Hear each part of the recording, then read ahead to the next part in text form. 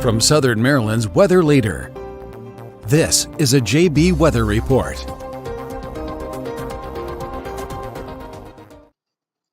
Hello and good evening, everybody. I'm forecaster John Bordash with you in the JB Weather Center this evening, giving you another update on the winter weather we have across the region. But before we get too underway, let me know if you can hear me, if everything is good to go, to make sure that I'm not just speaking into oblivion.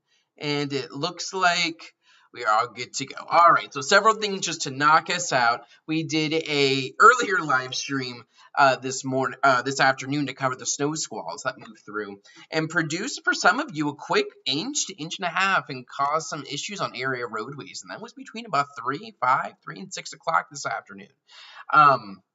That's out of here. We're going to see cold air settle on in, and then we're going to be moving on into talking about this winter storm, which is the primary focus here tonight. A few things to help you out. Down at the bottom part of the screen here, you're going to see this little ticker thing. It says overview. And there I put in all the questions. I went to the Facebook comments yesterday, and I kind of pulled some of the biggest hard-hitting questions and try to answer those in there to be a little bit proactive to let people know, like, here's what I'm thinking. And that's going to be helpful if you're joining late. We also have a few mods in the chat to help answer some questions. My sister is one of them, and she will be able to help you out if I'm unable to get to your question. But let's go ahead and knock this out. So we are up to a level 4 right now. We are in the prepare stage on the JB Risk Index for winter weather. Looking at Sunday into Monday, winter storm is looking likely across our region. And while we could still see this forecast change and evolve, and I would actually expect it to, I do think accumulating snow will be impacting the region on Monday. And just to spoil it, I don't think much of anything is going to be happening on Monday because of the winter storm. So milk, eggs, bread, if you want to buy it, go right on ahead. I don't think you're going to be snowed in for days, but if you would like to start preparing, now is the time. Let me show you what this 7-day forecast looks like before we get into all the graphics with the winter storm potential. Tomorrow is going to be cold and it is going to be windy. High temperatures are barely going to make it above freezing. And on top of that, we are going to see winds gusting upwards of about 35 to 40 miles per hour. So I would assume that this is my... I would assume that this is going to be my sister. She's probably asked people where they are. And I'm used to seeing everybody type in their questions about, like, Lesby, California, Tall Timbers, asking, like, what's the snowfall in their backyard. So we're going to assume that is what that is about. But tomorrow, cold and windy, wind gusts up to 35 miles per hour. You're going to combine that with a high temperature barely above freezing. We're looking at wind chills that are going to be sitting in the teens to even the 20s going into the afternoon hours. But the weekend is dry. We do see some flurries trying to move in Sunday evening, and that's going to be sticking around with us throughout the day Monday. That chance of snow, even that chance of sleet, and that might even stick around through Tuesday morning. We'll get into those details here in just a moment and take a look at that. We stay cold going into next week, maybe even a slight snow chance going into next Friday. But that's a general look. But again, we are under this prepare stage, this level 4. We're looking at this winter storm that's going to be moving into the region Sunday night, going into Monday, probably moving out late Monday night or early Tuesday morning. We're still trying to figure out the exact track here. It's all dependent on that cold air to the north. How far to the south is that cold air going to push this storm? Is it going to push it down, to the south of our region? If that occurs, we're looking at those modest snow accumulations being focused from DC Point south. The track goes a little bit further north, which is what I'm thinking is going to happen. That heaviest snow is likely going to be between about Harrisburg, Pennsylvania, Philadelphia, down towards Washington, D.C. That would include Baltimore, Hagerstown. Still snow south of there in southern Maryland, central Virginia, but you're mixing with some sleet and wintry mix. What I want to do is take you into one of our versions of Futurecast. Ran it this morning. Try to make this look decent to try to walk you through what we are going to be seeing. So let me get this started here at, let's see. This is all sorts of out of order. That is what I get for not putting my graphics together in the right order before we started. Actually, I think I know what happened. I think I know. There we go. That's Sunday at 10 p.m. They were just in the reverse order, but I can work in a reverse order. So here's looking at Sunday night at 10 o'clock. I have temperatures plotted on there, and I have precip on there. Those areas in blue and purple, that's going to represent your snow. Deeper the color, the heavier the precipitation of that type. Any pinks will represent ice, and any orange is going to represent some sleet. Greens, of course, would be rain. So looking at 10 p.m. Friday or 10 p.m. Sunday, we're not looking at much across the region. There might be some snow flurries starting to the south and west across parts of Virginia and West Virginia, but that's about it. We're looking at cloudy skies out ahead of this system with temperatures that are below freezing into the 20s. What we will note, though, once we hit, let's call it Monday 1 a.m., let's stop it there, we see that snow line beginning to creep to the north and to the east. We start to get it in on some snow then just after midnight on Monday in areas like Southern Maryland, Washington, D.C., Winchester, Virginia, Petersburg, West Virginia, Harrisonburg, Virginia. But you can already start to see where that ice and where that sleet is to the south and west. Notice, though, like in Charlottesville, where sleet's going to be likely, their temperature's 29. It's not like we're looking at temperatures on the warm side of this surging into the 40s. It's that we're going to get just a small little bit of warm air, about 1,000 to 3,000 feet above our head, and that's going to help to switch the snowflakes, melt them, and into a raindrop, and then refreeze it into an ice pellet. So a little bit of science there. We could talk more about that later, but looking at Monday morning, we're looking primarily at snow. Our model here tries to get sleet in as early as 4 to 7 a.m. on Monday. I don't know if I buy that for Southern Maryland. I think it might take a little bit longer for that sleet to punch in. But you still see snow is now area-wide as we approach what would be sunrise, and we have a mix of heavy snow to the north, sleet and snow, and I'm really thinking in that orange shading, it's going to be a mix of both, right? You're still going to be able to accumulate that snow because it's going to fall alongside that sleet and ice well down to the south and to the west.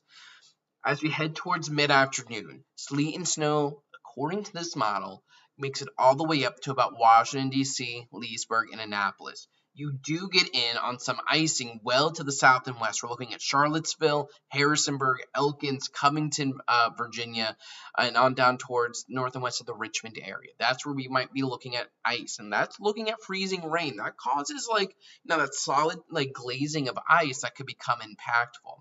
Our model keeps this wintry mix around throughout the midday hours, and you can see it's not like we have snow and then go on all over to sleet. It really is going to be all precipitation types going in and out throughout the day.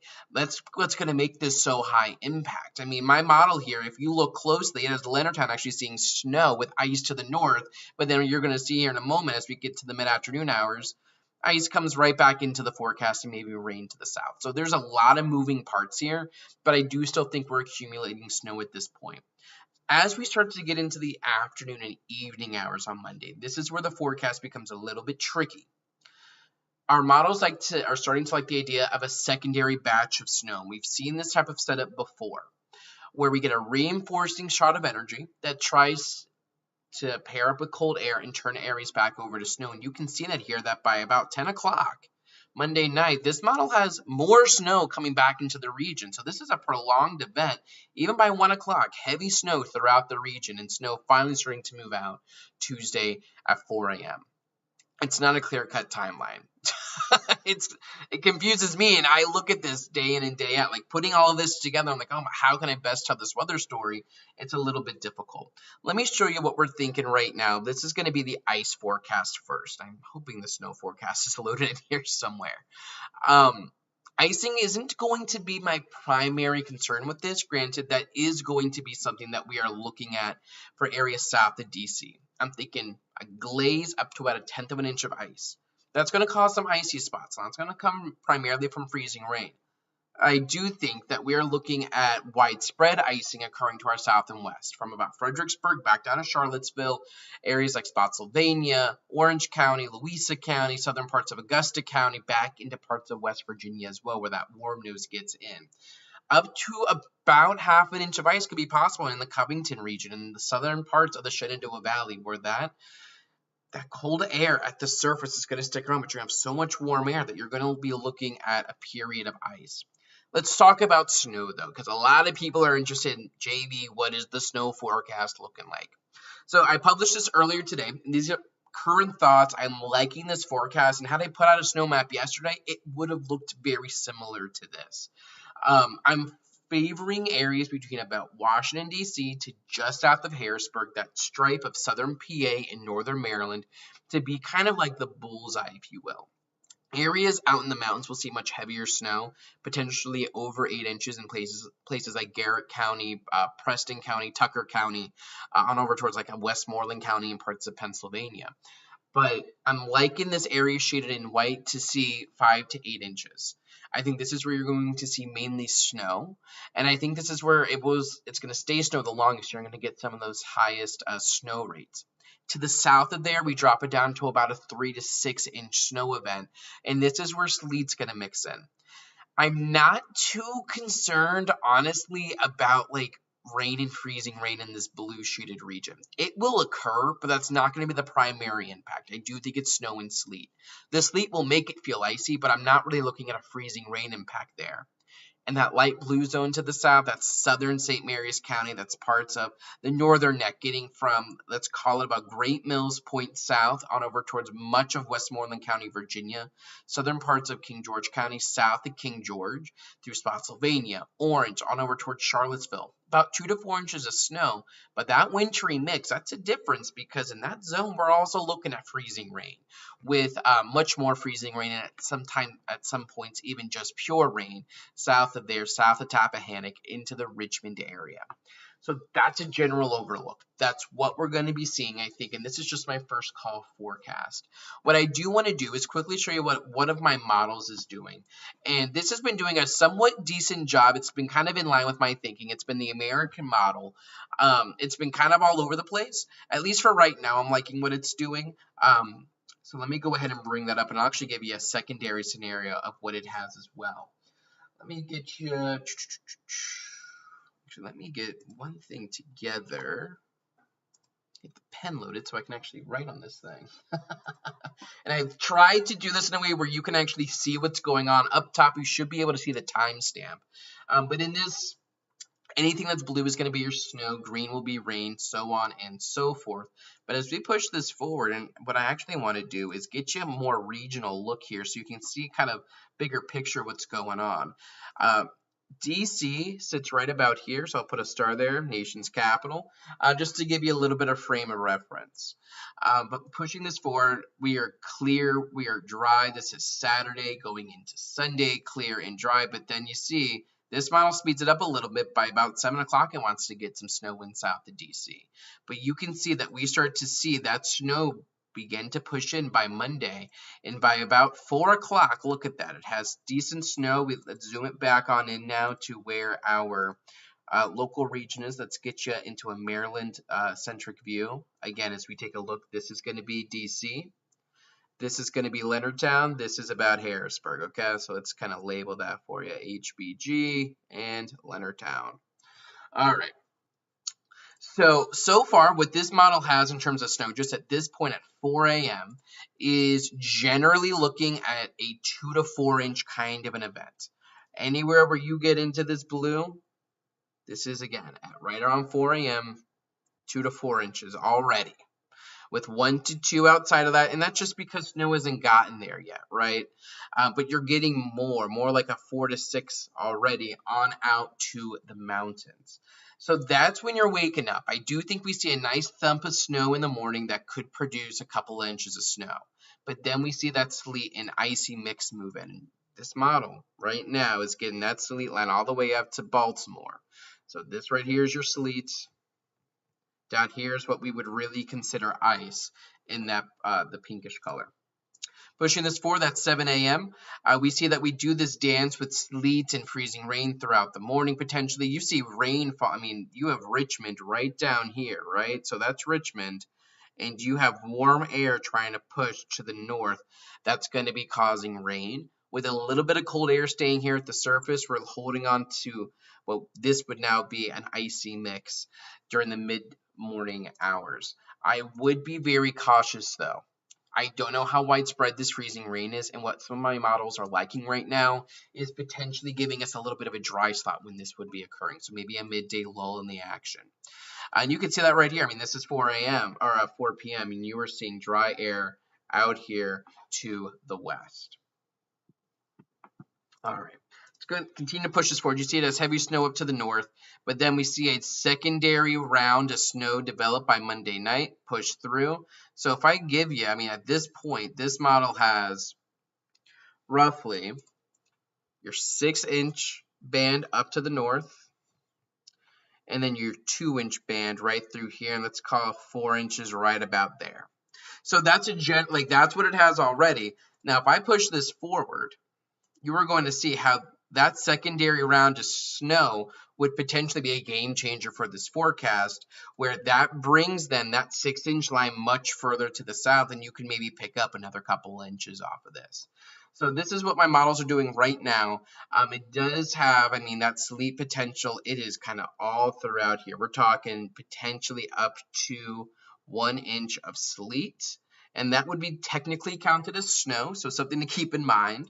But freezing rain, well, it gets some icing concerns in parts of Charles County. It really is kind of focused out in here. Those are my big icing concerns out towards parts of the Shenandoah Valley. Before I start getting into some of your questions, I will get you to my European model right now and what that is generally showing. That is not what I wanted. Let's bring it on back. And let's get you to my European model. Show you what that's showing right now to get a nice overview. So Saturday, not much. Sunday, we're dry. You see that this is 10 p.m. on this model. It is different. Snow is not in the region yet. But this model likes us track further to the south, and typically my European model is going to be the one that most people like to cling on to because they view it as the most correct, and in some scenarios it is. In many scenarios it is. I do feel like it might be a little too far south, but notice this. This model, this is 7 a.m. when people are waking up. Notice how much further to the south that wintry mix is, all the way to the south. So that's going to be your ice, and then right through here you are getting your heavy snow. And you're getting, some decent snows to the north there, and then it's just light snow in parts of Pennsylvania. Still looking at measurable snow, but it's light. So that's 7 a.m. This model really focuses some of that heaviest snow here to the south, really through, when I think back, to other storms, if we think back to that surprise snowstorm that impacted our region, January of 2022, dropped a surprise 15 inches of snow. It would be kind of like those same areas that would be favored, right? We generally saw some of the highest totals with that storm kind of right through here. That's where this model likes to favor some of those snows, but it gets this snow line all the way down past Richmond, down towards a Williamsburg, Virginia. So this is 10 a.m. This model never really mixes Southern Maryland in with any icy mix. And it has that back end potential snow, but it has it well to the south as it does the entire system. So we're drying out. I will show you this just for humorous purposes, and I will write for you so nobody tries to take a screen grab. This is JB's forecast, not a forecast.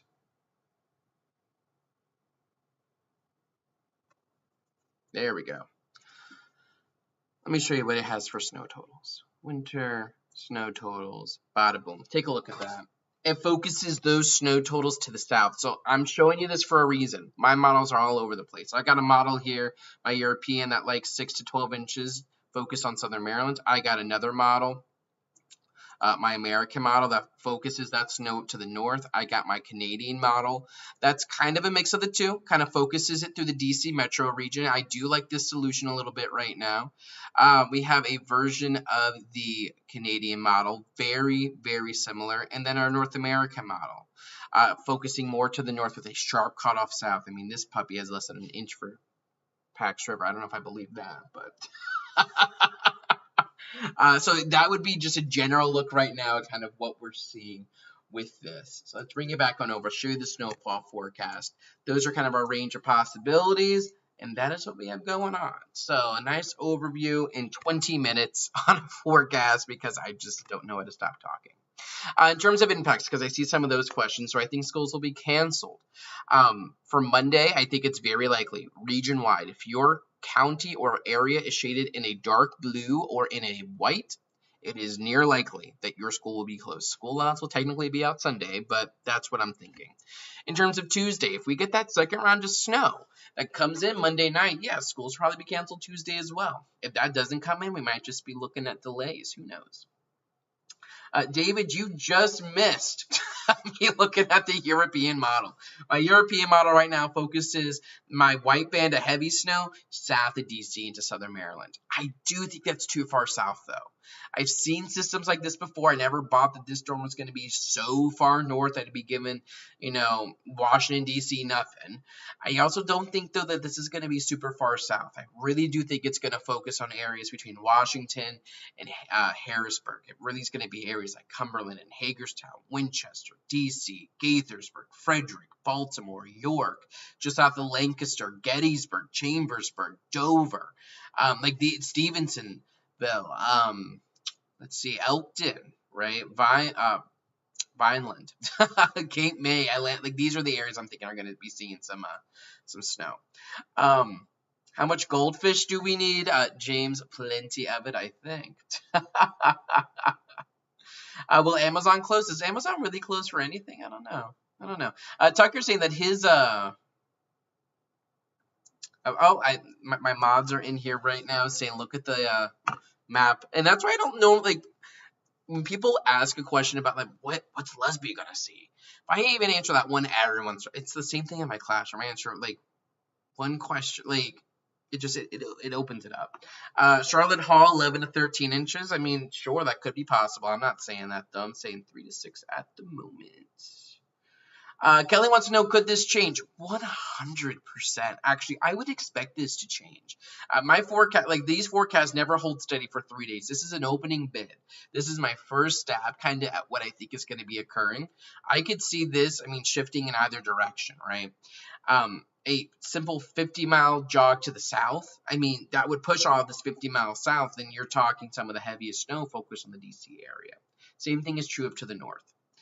And I will, let's see, TV is saying around 9 inches in St. Mary's. Andrew, I'm sure that's what the TV weather is saying, and that could be right. Who might have spared someone else's forecast? I do tend to think that is motivated by money, though.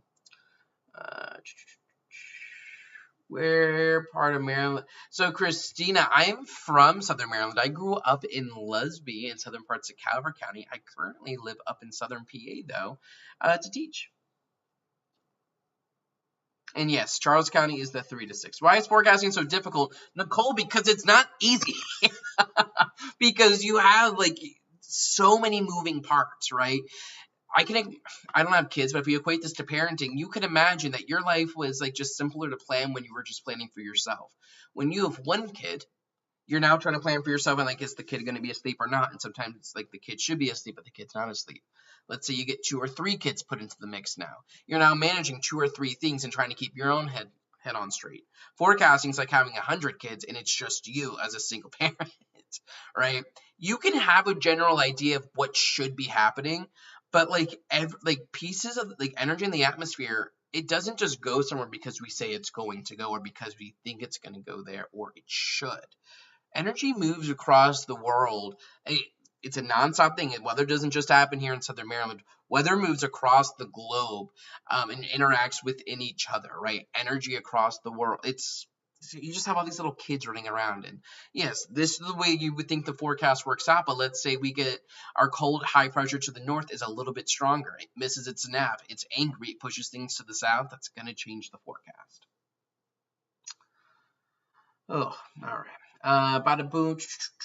Let's see. What does the 18Z EPS look like for snowfall, Robbie? I can get there in just a moment.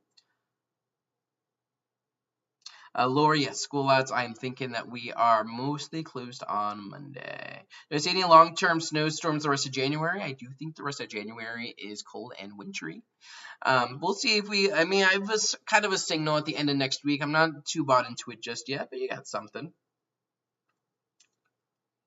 Trying to catch up on these comments. I will say, if people are asking, are like interested, the storm that I would most relate this to, what this kind of reminds me of, and this is super niche, and I only know this because I've been doing this, I can now say this, for so long. The January 13th, 2019. We had a similar-esque kind of storm. There were some major differences with the atmospheric profile, but similar, I think, large scale, and I think it's generally where we're going to end up with this storm. How did I get into meteorology? Oh, Natalie, your high school. I would definitely recommend going to meteorology. I will say though, it is very science and very math intensive, and I am not a math kind of dude, right? Um, and I have a secondary passion in education. I can run JB weather without a meteorology degree. I can't teach without an education degree. So that's why that difference is there. But no, growing up, it was just watching the Weather Channel all the time. My family can tell you that is all I did. I would draw these huge maps, and I think the big kicker. I was in third grade, and we had to pick books out of like a slot for the book fair, and I dyslexia. I don't like reading, and I was very resistant, so I was the last one to get a book. And the only book left was one on hurricanes, and I was like, I guess I have to read this now for my silent reading. And one thing led to another. Hurricane Katrina was a couple of years later, and I've been hooked on the weather ever since.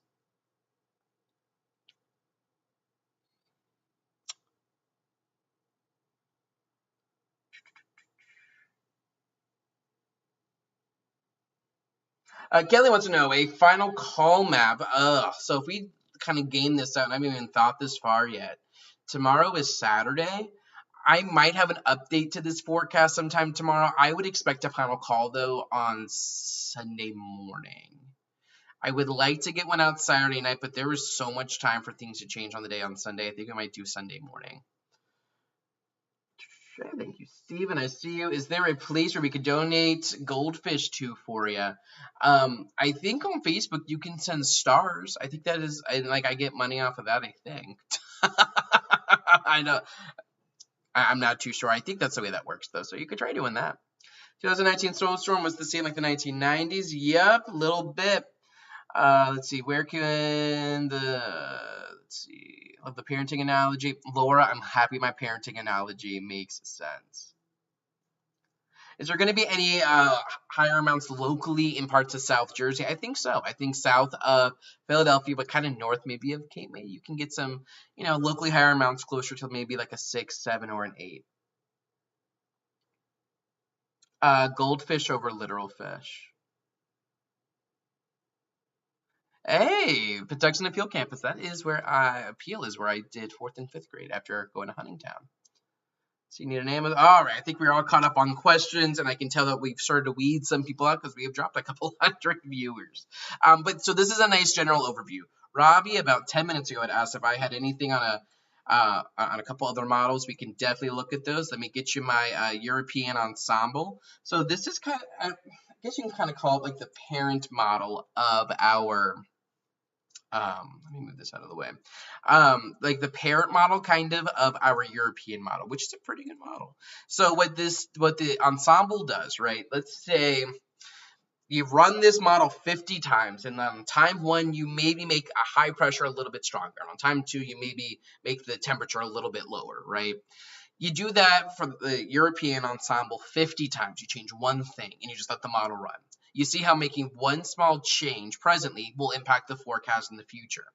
When we start to see, like, no matter what I change right now, we are going to get the same general result that tells you that there's high confidence. So regardless of exactly, like, where energy is on Monday morning, we're probably still going to have a snowstorm. So let's get you on over to the East Coast. So, I guess we can look at precip to start off. So this is just a general average of what we got. So you could see our snowstorm. So this is getting into Sunday evening. You can see our snowstorm right out here over parts of Memphis. Generally, you are looking at wintry weather anywhere north of where this 0 degree Celsius line is. That's about 500 to 1,000 feet up into the atmosphere. So you push this forward, we start to see, this thing is juiced. We have lots of precip. This is not a precip type map, but anywhere inside here, this is going to be like moderate types of precipitation. These darker greens, that is heavy precip. Heavy precip. And where does that heavy precip set up? Is it going to be right there? Is it going to be, I guess it won't be any further south than that, but will it go to the north? And then kind of pushes this puppy out. In terms of what the ensemble has in terms of snowfall totals, and I want probabilities, panels.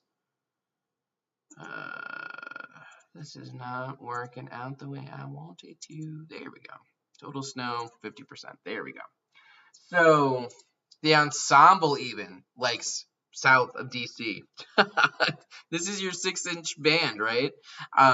Even that likes it. If we look at the probabilities, which is typically what I use my ensembles for to get a nice overview of what's possible. Probability of seeing over 1 inch of snow. This red here represents 90%. Out of 50 members, almost all of them have at least 1 inch of snow. 3 inches of snow goes down a little bit, still over 90%. This is 6 inches of snow, so this is roughly like a 50 to 80% chance where you get that darker color. And I want to stop it there. If I show you what my GFS ensemble is doing. So it's the American model. It focuses it, you can see it to the north. Right to the north. Yellow roughly represents about 50%. One thing I can and will show you. Let's get you on over to the tropical tidbits. Take the time. And for those unsure, we are now entering the nerdy part of the live stream. We did this a little bit yesterday, and I want to show this to you again today. What we are taking a look at right now, this is mid-level energy. So this is not at the surface. This is not like a typical precipitation map. What this does show us is higher in the atmosphere, where do you get energy to bundle, and in what direction are those winds going? So DC sits right about here. I don't know if you can really see that since that's on there we go. Right about there is where DC sits. So we are generally looking in our region in this zone. That's where about almost everybody watching me right now is located. Where you get these deeper colors, the deeper oranges and into the red, you will see that's where we get more energy bundling up. So right now, so this is almost current, just to the north where you get this energy to bundle right about here, that's going to be like today where our Clipper system is, and it's bringing in from the north and west. Clipper system sits about here. Notice though, it has this like tail looking thing coming off of it. This is what we call our confluence, and that's, for all intents and purposes right now, going to dictate where that cold air is. For this storm, I don't have a true area of high pressure that's to the north driving snow or driving cold air down. For a southern Maryland type of storm, that is what I want to see. Without that, it makes it very likely that instead of a snowstorm going like this, it starts to cut and go a little bit further to the north, ever so slightly. So let's put this in motion. This is my American model. Again, this model was north. So you see our energy. It's sitting right out here. So if we keep this like this, sort of, and we put on top, you see where my area of low pressure sits. Generally right about there. With my energy. So let's go ahead and come back here. So low pressure on out west. This is Saturday. Pushing this forward, we can see that our energy really starts to bundle. You start to get this bowling ball kind of feature right here as it moves through Missouri. This is getting into early Monday, and we are pushing a lot of precip to the north out of the Gulf of Mexico as cold air dives in. Notice, though, let me bring this back. This thin stripe, my confluence, this is going to dictate how far north this storm could come. Think of like a D line in a football.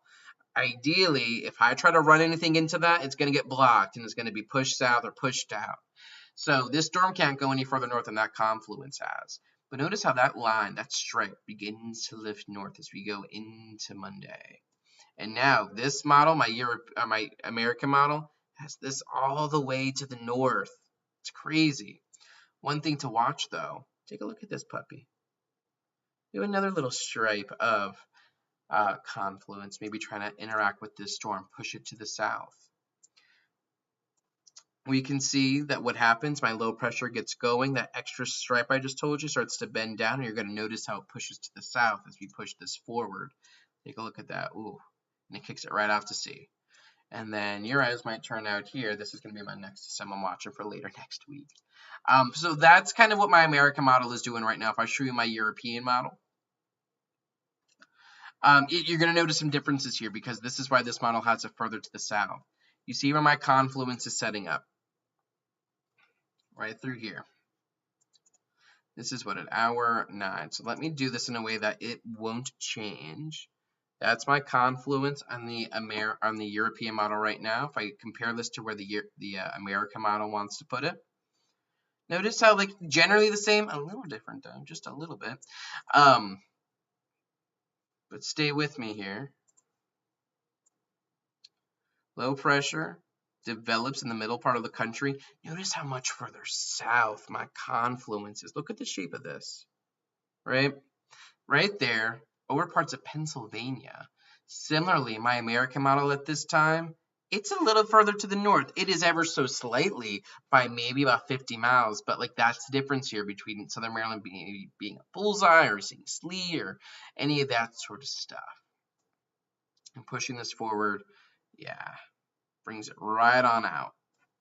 So that is a general look at what we have kind of behind the scenes. I'll bring this back up and see what we got going on.